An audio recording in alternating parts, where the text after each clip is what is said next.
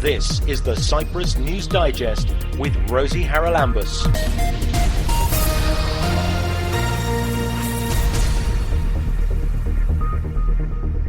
Coming up on this week's programme, we look at reactions to the assassination of humanitarian aid workers in Gaza. They're very varied.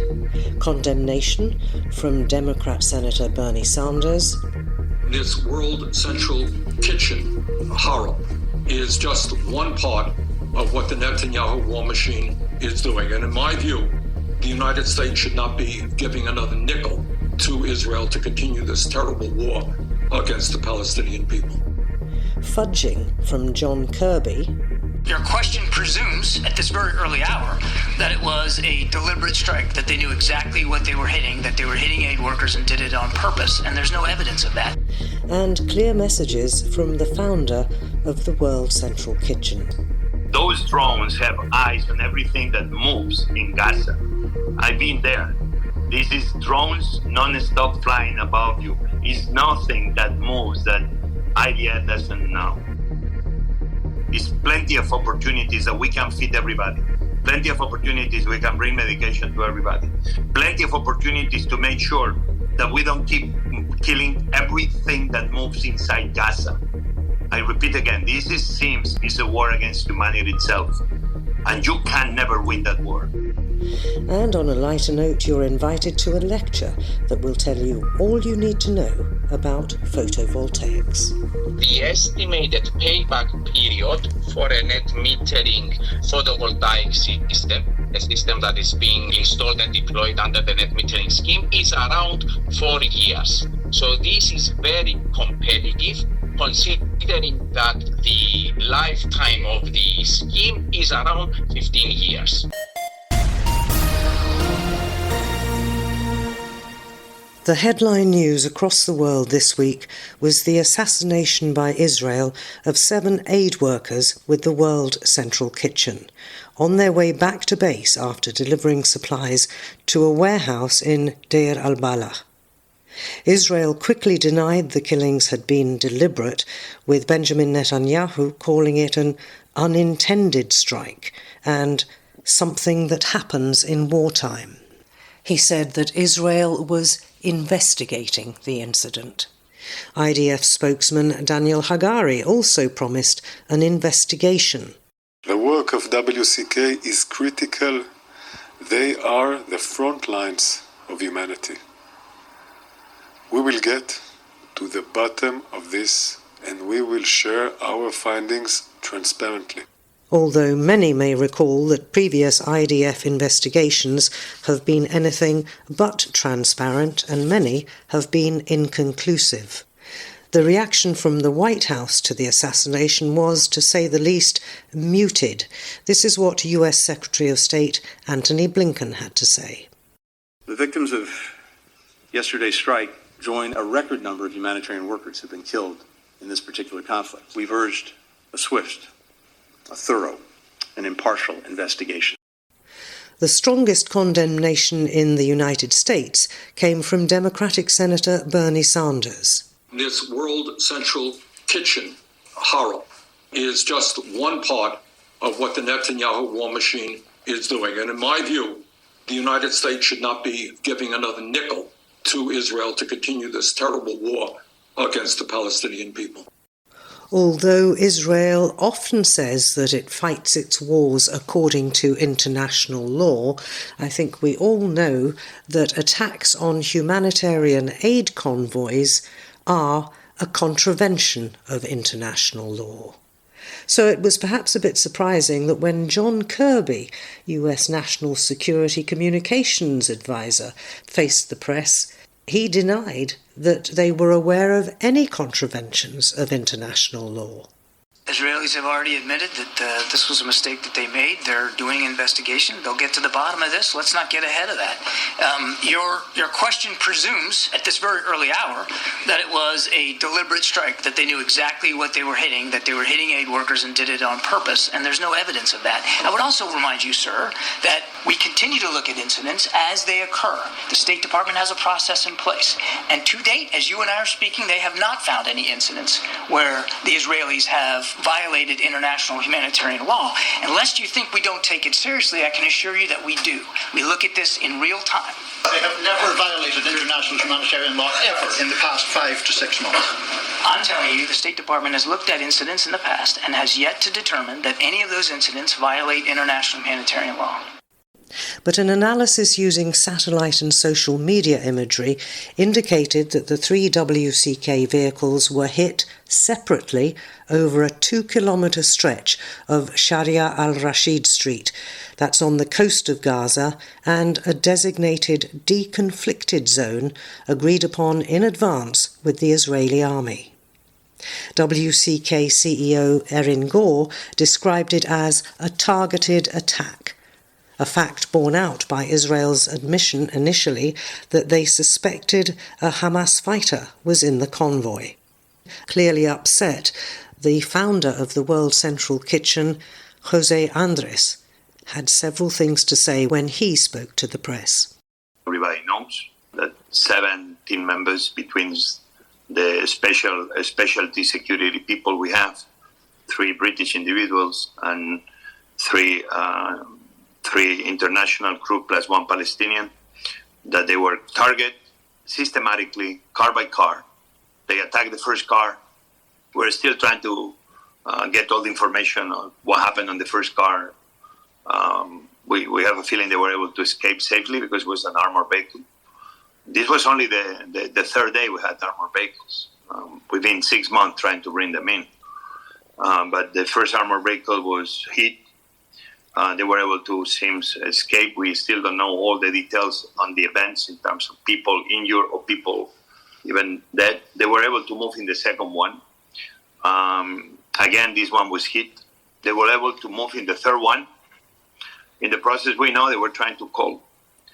But in the chaos of the moment, whatever happened, they to try to be telling IDF that what are they doing, that they were targeting us in a conflicting zone, in an area controlled by IDF, them knowing that was our teams moving on that route with 3 cars. And then they hit the third one, and then we saw the consequences of that continuous targeting attack. 7 people dead, but there are 7 on top of a list of more than another 190 humanitarian workers that they've been killed over the last 6 months. Nobody should be targeting ever humanitarian organizations and civilians continuously. At the time, this looks like it's not a war against terrorism anymore. Seems this is a war against humanity itself. You cannot be destroying every building. You cannot be destroying every hospital, every school. You cannot be targeting humanitarian. You cannot be targeting children.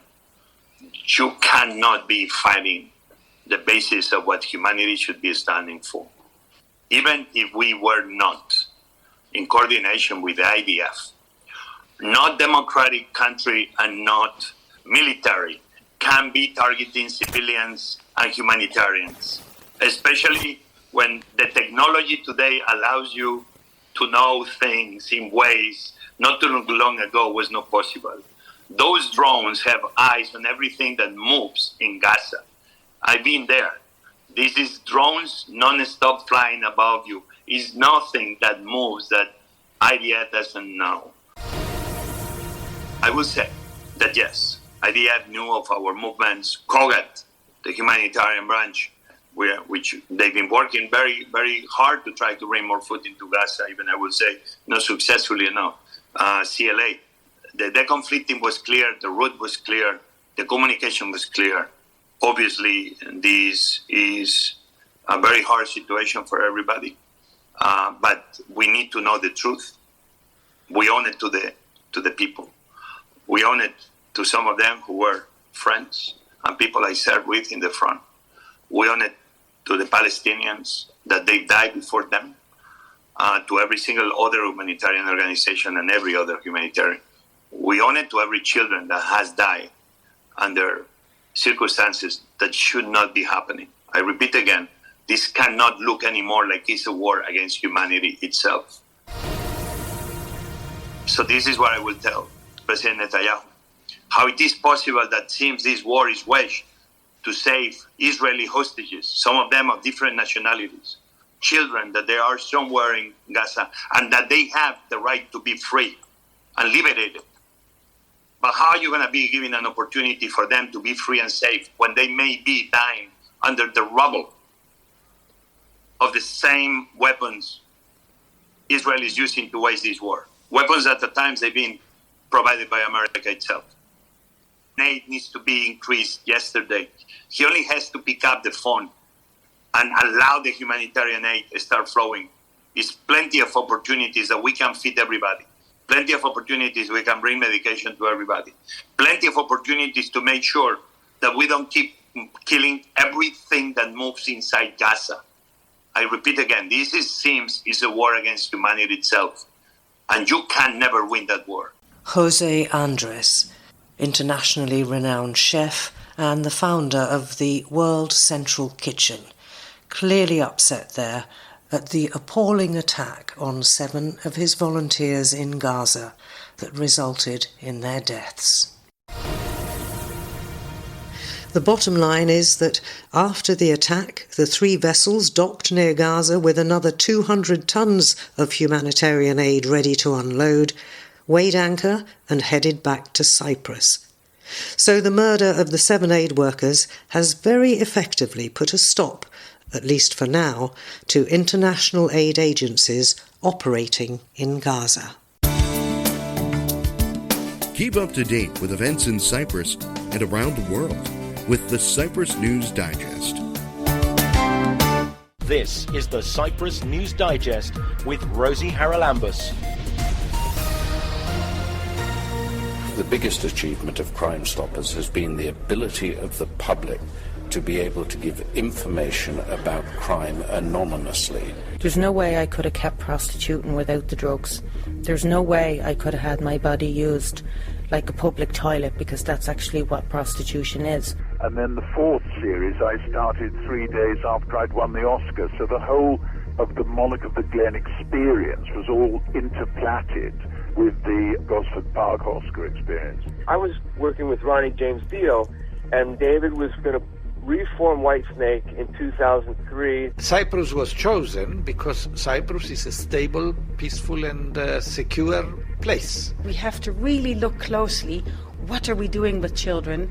What are we doing with adolescents? And what are we doing with adults that can help them move into a more literate situation? The ones that I'm proudest of are the ones that were true discoveries, where we found something we didn't know existed.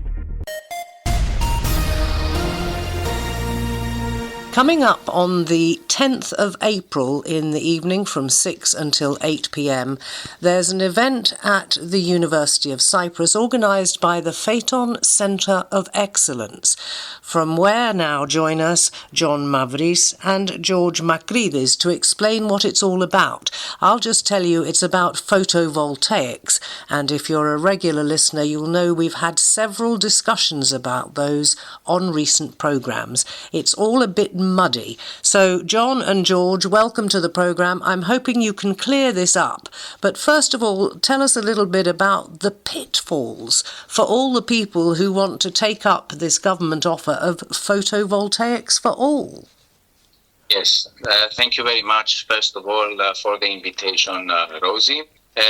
Well, the Photovoltaics for All initiative from the government is an excellent initiative to facilitate and foster the installation of photovoltaic systems. And this, in a general perspective, is associated with the need of ensuring clean production of electricity and cheap production of electricity. This is a direct need for many households and many businesses here in Cyprus, whereby electricity costs are quite high. In fact, electricity costs here in Cyprus are amongst the first in position amongst the remaining European countries. So therefore, there is a direct need from household consumers, from businesses, industrialists, commercial consumers to reduce their electricity costs. So with this initiative, participants and users are given the opportunity with this new scheme, photovoltaics for all, are given the opportunity to apply and be subsidized for their installation of a photovoltaic system, either a rooftop or ground-mounted system. Now, there are many advantages in this, and of course, any sort of scheme for supporting photovoltaic system installation is in favor towards our obligations towards a cleaner environment and, of course, for producing cheaper electricity from renewable energy sources. So you're going to be having speakers at this event outlining what the best choices are? There are, of course, some people who perhaps don't have enough roof space to put photovoltaics up, because there is a limit, isn't there, as far as I'm aware from what I've learnt from the EAC, that you're only allowed to put as much as you use. You can't put masses of photovoltaic panels up if you only use a little bit of electricity, and that's not surprising because of the containment of the grid, is it? Yes, that's actually right. If I start from the first part of the question, the information day that is hosted at the University of Cyprus, and which is entitled "Photovoltaics: What You Need to Know," it's a workshop whereby researchers from the Python Center of Excellence of the University of Cyprus will present the new technologies of photovoltaic systems, will present to the participants the criteria for the right selection of a photovoltaic system in order to safeguard high quality standards of installations.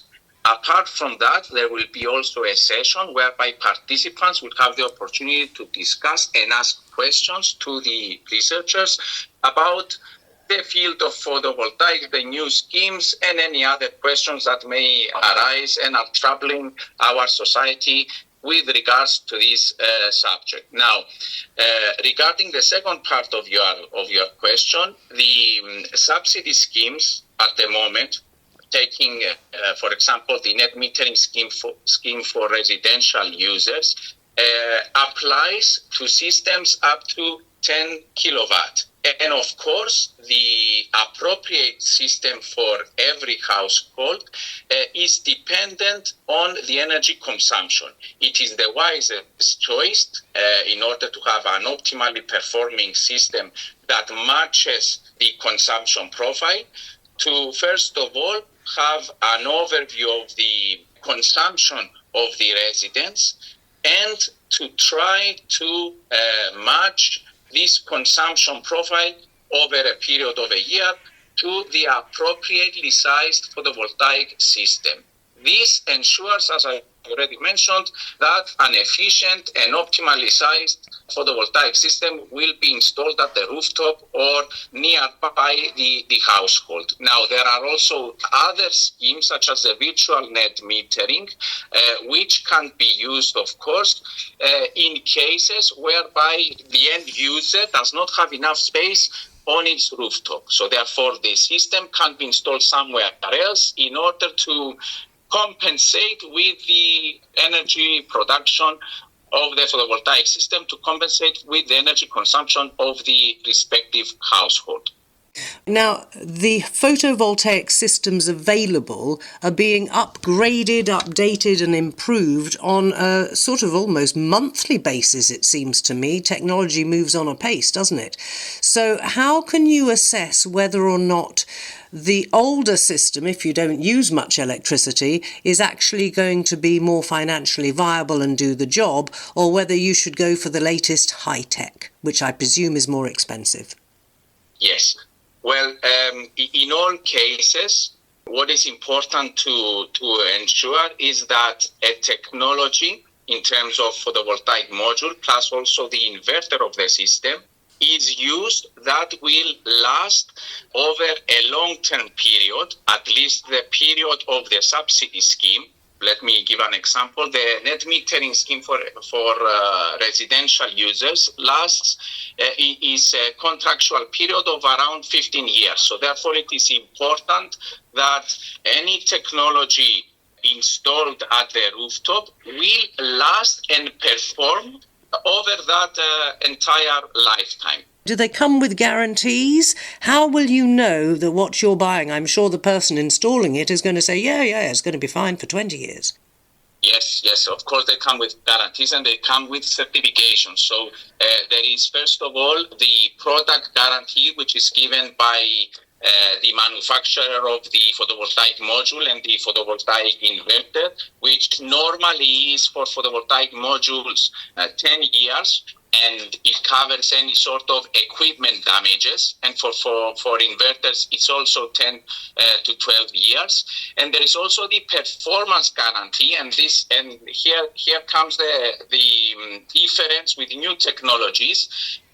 15 years ago, when we had the first installations of photovoltaic systems, performance guarantees were for 20 years. And degradation rates, because the material is aging, were as high as 1% per year. This means that the performance was decreasing by 1% per year. However, with new technologies, what we see now, and this is clear at the data sheets, and it's also backed up and safeguarded by tests that are being undertaken according to clauses of international standards, such as the IEC 61215, we see that at the data sheets of new photovoltaic modules, performance guarantees now last for 25 years, even at 30 years. And we see degradation rates, the aging of the material, as low as 0.5% per year. So this is the main difference and what is, let's say, upgraded in terms of the new technologies. Another important point is the failures. In the past, we used to see a lot of problems with photovoltaics, and one of the services that our center provides was to find out about these problems so that the end user could claim through the warranties. This is a service that we do to the society here in Cyprus. Now with new technologies, new manufacturing lines, we don't see as much of those faults and performance losses that we used to see in the past. Now, you talk about the degradation, and my only question is, a lot of these things are made in Northern Europe, aren't they? I think Germany is among the leaders. We have much hotter sun here. Do these degradation figures apply to photovoltaics on Cypriot roofs or anywhere, or have they been tested only where it isn't quite so hot and sunny? Yes. We have to consider that above all, photovoltaics and in general solar technologies are more applicable to sunny countries where the resource is, such as Cyprus. So all those tests and the associated standards, such as the IEC 61215 and many other test procedures that apply to photovoltaic modules, are now so stringent and widely utilized, and ensure and safeguard that the module that undertakes these tests will last throughout the 25-30 years that the performance guarantee is shown at the data sheet. And just to give you an example of the tests that are being undertaken at an accelerated manner, there are the accelerated humidity tests, there are the accelerated UV exposure tests, there are the accelerated tests to high ambient temperatures. And all these, a high quality module that passes these standardized tests is ensured that will most likely last for 25 to 30 years in the high irradiance and temperature conditions like the ones that exist in our country. One last question is about the cost, because there are subsidies available, but has anybody worked out what the payback is? So you've got to outlay a certain amount even if you get a subsidy. How quickly, and I presume it depends a little bit on how much electricity you use, but how quickly can you recoup the outlay? Yes. In general, renewable energy technologies are being subsidized when the capital expenditure, the capital cost is high. And this used to be the case in Cyprus and in other countries initially, when photovoltaic system costs were as high as 5,000 euros per kilowatt hour 15 years ago. Now, with the low costs of the production now of photovoltaic modules and inverters, and essentially the total system cost, the estimated payback period for a net metering photovoltaic system, a system that is being installed and deployed under the net metering scheme, is around 4 years. So this is very competitive, considering that the lifetime of the scheme is around 15 years. So you'll get at least 10 years of sort of payback after it's been paid off, which is a pretty good deal. You're going to go through all of this, I know, on the 10th of April with that event that's taking place at the University of Cyprus. Give us the details, please, of where exactly, and do people have to register or can they just show up? Yeah, I'll take that one, Rosie. To bring it back into our event on the 10th of April, it'll be on site at the University of Cyprus. We have an online registration system which we can share through a link to your audience. I just want to say that this is, as you say, at a time when things are quite muddied and unclear, that what we're trying to do here is sort of a public outreach effort precisely to go through the basic concerns that everyday choices throw up at us. And this is for both laymen and women, and for those who purport to handle and install PV systems. So it's quite an array of people that we can reach through this, and we want to address various issues through. And I just want to give a shout out, a very big thanks to certain key supporters in this effort who are quite keenly interested and engaged in the event in terms of inviting and informing their members on this timely topic. And I'm just going to go through a very quick list of OVEC, which is the Cyprus Confederation of Professional Craftsmen and Shopkeepers, the Cyprus Consumers Association, the Association of Licensed Electrical Contractors, and the Pan-Cyprian Organization of Large Families. It's quite an interesting mix of supporters here to tell us that this interests and concerns both laymen and women and those who purport to handle PV systems and panels in general. I do need to also acknowledge who kicked this off is the citizen-led dedicated initiative, PV for All, which is precisely concerned with addressing this government scheme, in unmuddying it and letting people know what's out there and what are the best decisions they could possibly make. That was John Mavris, and prior to him you heard George Makridis talking there about that 10th of April event from 6 o'clock to 8 o'clock at the University of Cyprus.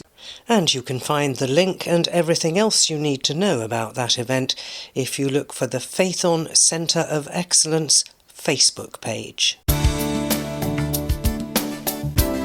This is the Cyprus News Digest with Rosie Haralambous.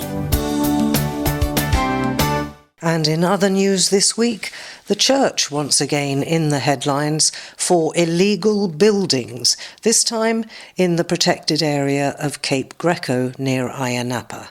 The Interior Minister has described it as unacceptable. It seems the Ayia Napa municipality has the right to proceed with the demolition of the works because this is an environmentally sensitive area, but it has been ignoring calls to step in. The minister said that Ayia Napa municipality has done absolutely nothing about the matter. The Green Party has written to the Archbishop calling on him to intervene, but so far the works are continuing. You may recall that this isn't the first time that the church is in hot water for illegally constructing buildings. A similar case was reported at the Osiu Avakum monastery in Fterikoudi village, and it appears that those too have been erected without the necessary licences. That's apart, of course, from the sex scandal and possible money laundering accusations with regard to that monastery. An official at the Environment Department has said that it's extremely challenging to carry out an environmental assessment once faced with a de facto situation because works already done at the site near Cape Greco mean that any pre-existing fauna would have fled.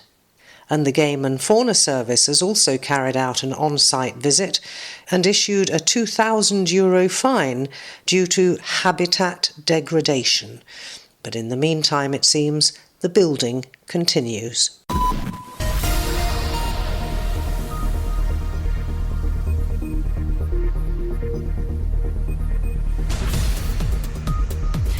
Well, that about wraps up this edition of the Cyprus News Digest. Many thanks for your company. Hope you'll join me next week. Till we meet again, take care and God bless. Bye-bye now.